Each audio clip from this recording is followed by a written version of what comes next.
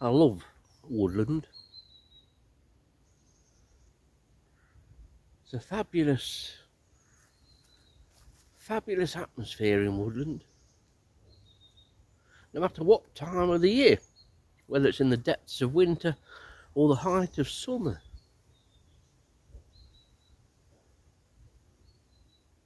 There's something that changes, everything changes, the atmosphere, the sound. As soon as you walk into woodland, it's totally different. So different, it almost hits you. And I've come for a wander today because I've been laid low by some cold virusy thing that doesn't want to go. It likes me.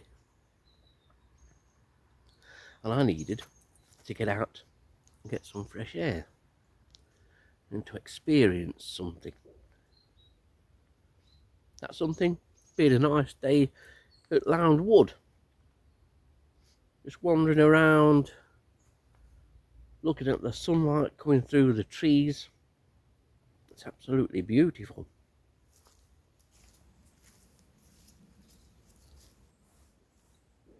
Of course, woodland always has a very different feel in each of the 4 seasons of the year.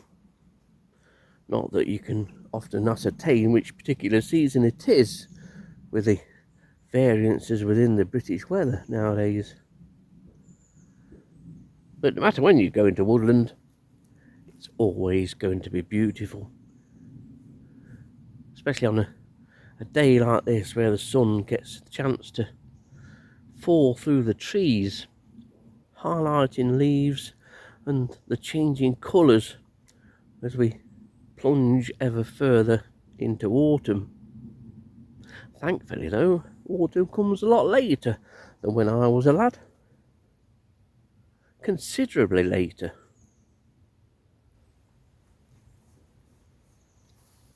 We're in the first week of October. Almost at the end of the first week of October. 40, 50 years ago, there'd have hardly been a leaf on the trees. But here we are, heading into the rest of October with a completely green canopy. There's only isolated branches on these oaks which are starting to show some coloration other than green in the leaves. All the trees vary, of course, and just the odd solitary leaf occasionally drop into the forest or woodland floor.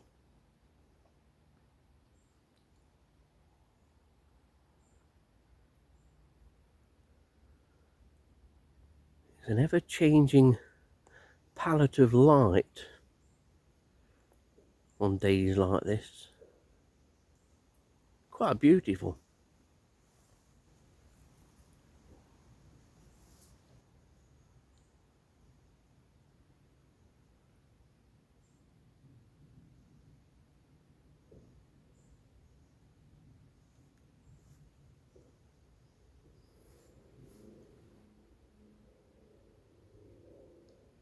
It's not all about looking for invertebrates all the time. It's about experiencing the place you're in or where you're at, whether it's physically or mentally. Woodland's a great place to lose yourself in. Hopefully not literally, of course, but mentally you can always lose yourself in woodland.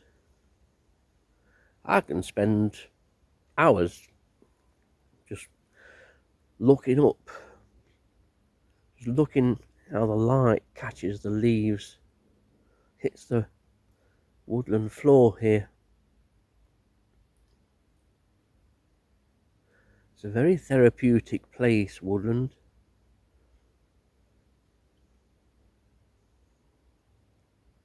Beautifully quiet. It goes even more quiet during the winter because there's no leaves to rustle.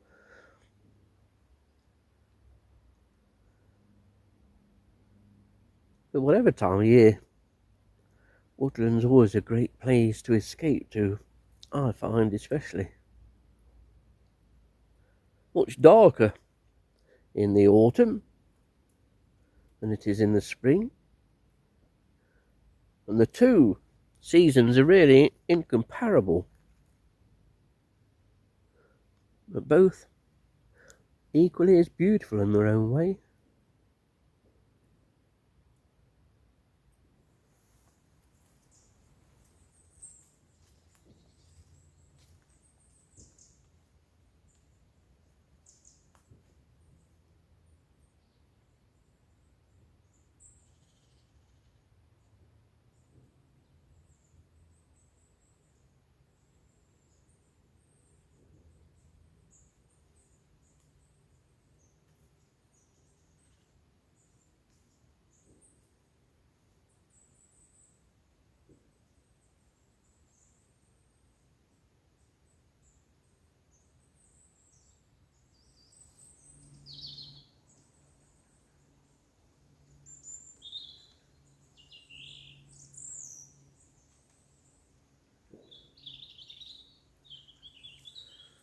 It's not just visually that woodlands change, of course, over the course of a year.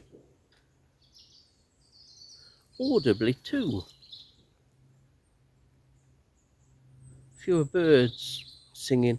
Occasionally as you walk through woodland you'll get maybe a tit flock go through, in which there can be an assortment of species: coal tits, blue tits, great tits and long-tailed tits, maybe even a warbler or two.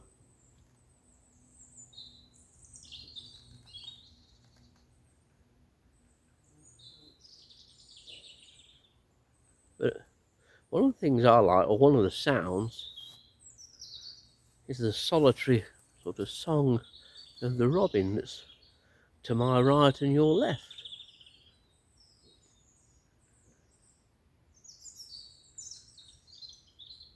And then we've got the pecking of a woodpecker over yonder.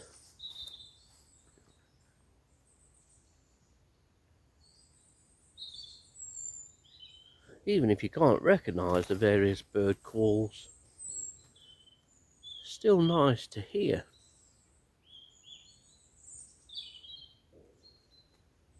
I mentioned tit flocks and one's coming over us.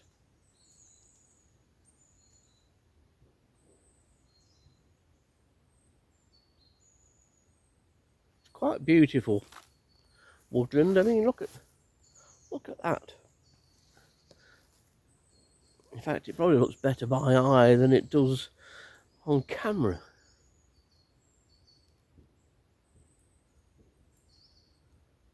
Cameras and videos don't always, or can't always, capture the day. They can catch it reasonably well, of course, visually, but it's the sort of essence, the feel of a day, the atmosphere. That's what makes woodland so special for me. Great places to come and have a wandering when perhaps you don't feel so physically well or mentally well. Well known for being fabulous places for people's mental health, and indeed they are. I found that out. But physically too, when you don't feel 100%, which, as I'm finding, becomes increasingly regular as I get older. Never thought I'd say this, but it gets more difficult to shake things off. But coming out somewhere like this helps to shake it off. Autumn, quite rightly, is often referred to as spider season. It's not a time of year that many people like, but no matter what your fear or fascination of spiders is, they are remarkable invertebrates. Also remarkable in their camouflage, their ability to hide in amongst foliage too. And tucked in this old flower head here, with this umbellifer, is this female Metallina segmentata. Now she's being attended by a male who's out of shot but close by, and that's, quite frankly, this is how you'll find this species. It's a very, very common species and found even in urban gardens, as long as they've got some degree of planted area in which they can make their webs. It's a small orb web, but it's a very attractive spider. In fact, I've got one of these just outside the back door at the moment on an acer that I have potted up. In the spring, there's an almost visually identical species called Metallina mengii, which tends to dominate the proceedings. Metallina segmentata here is largely found in the mature stage as we get later in the year, but that's not guaranteed. But while I was filming this beautifully marked spider, I noticed something else which was exhibiting some quite remarkable camouflage, and some of you may have already seen it. If you look on the lower left of the picture, there is a Geometridae caterpillar. It's just here. And this looks like one of the pugs to me. There are several species which it could be, and so I may well take it home to rear it through, and certainly take it home to get some better photographs of. But it's interesting that how you can be looking at one thing and suddenly your eyes are distracted and something else catches your attention. Both beautifully camouflaged.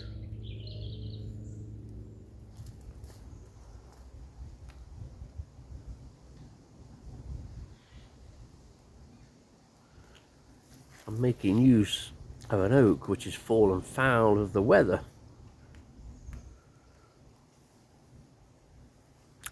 Which is a shame, but thankfully in Lownwood such an occurrence is rare. Safety in numbers and all that. Because there's been no real management here at all for probably getting on towards 80 so years, the trees all protect each other. No thinning of the woodland here, thank you very much. And it has a really good species list of moths, approaching 700.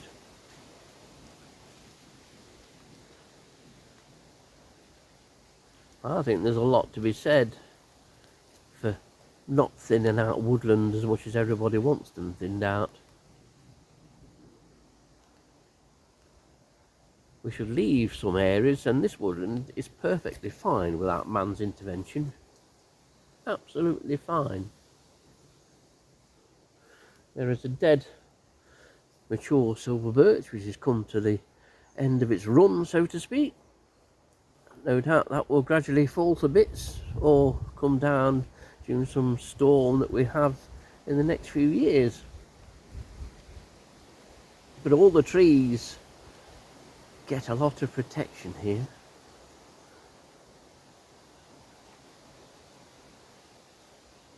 And that's one of the things that I always feel in woodland, whether it's daytime or nighttime really. I think trees offer you protection. They make you feel protected, I think, as though someone's watching over you.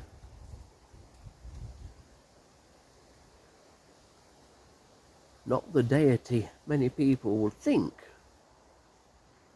but probably an oak or an ash or a birch. Other trees are available, of course, but when you put them all together, trees are absolutely wonderful. Wonderful whether they're en masse in a woodland or a forest, or singly.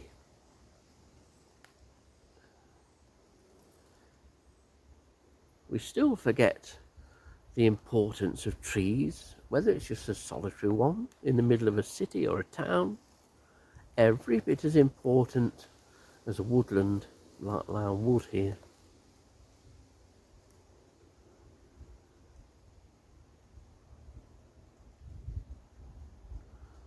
And when you come and experience a woodland, no matter what the time of year, autumn's a great time to experience woodlands, you always get the feeling that they're almost like a medicine, like nature's prescription.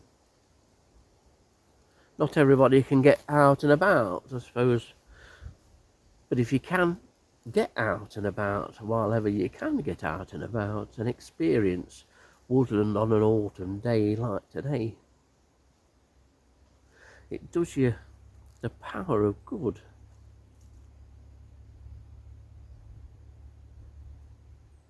It certainly helps you, no matter what troubles you might have, how you might feel, both physically and mentally. Woodland does wonders for someone's well-being.